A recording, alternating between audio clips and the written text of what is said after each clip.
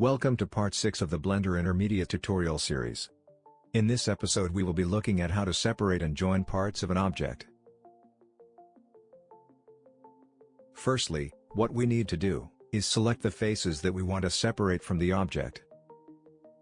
In this case, I will be separating the roof from the rest of the house. To separate the parts of the model, press P and select Separate by Selection.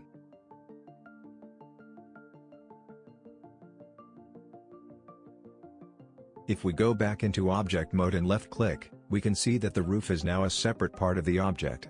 We can also do the opposite of this and join the objects back together. To do this, highlight the parts that you would like to join, now hold Ctrl and press J. You can do this with any object.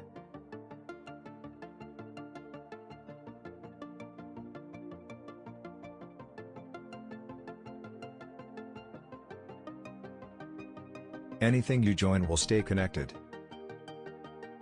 Thank you for watching. Please like and subscribe.